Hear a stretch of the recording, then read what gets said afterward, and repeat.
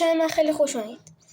امیدوارم روز خوبی سرشار از عشق و محبت خانواده ازتون بوده داشته باشید. بچه‌ها مدرسه باز شدنتون مبارک. من خودم بدبخت شدم.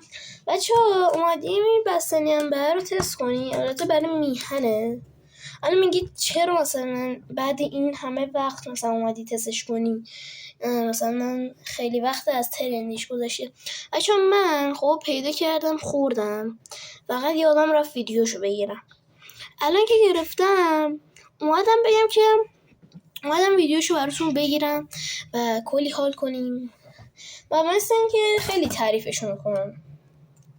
و بچه این بستنی تحریمه چون برای میهنه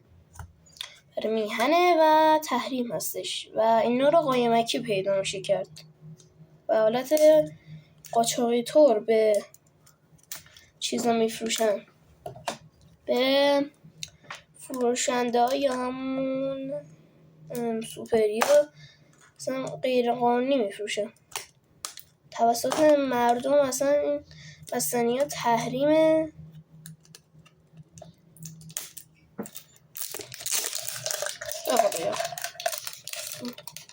گوش که خوبه، گوش هست به نه. و بچه ها اینم یه کاربردشو دیدم، میتونید بذارید گوشیتون رو بهش. اوه شیت من، یه شکل اینطوری طور داره، قشنگه.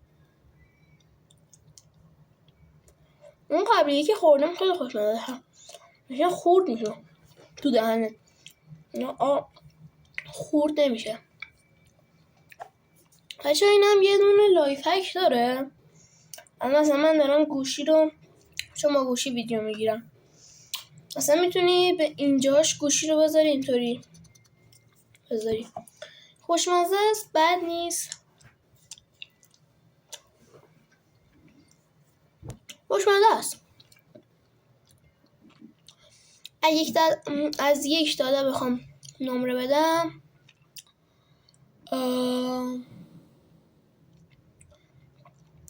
6 از 10 یا 7 از 10. 7 از 10 یعنی 7.5. یک اینه که اینش فقط تو دهن آدم آب میشه. اون دفعه اولی که خوردم برای همین میهن بود و چیز بود اون برای میهن بود، فقط این خورد میشد. خب حالت چینی طور گذاشته بودن اونو، ولی دیدن که مثلا اسکی دارن میرن دیگه، اومدن یه کاری کردن که تو دهن آدم آب بشه.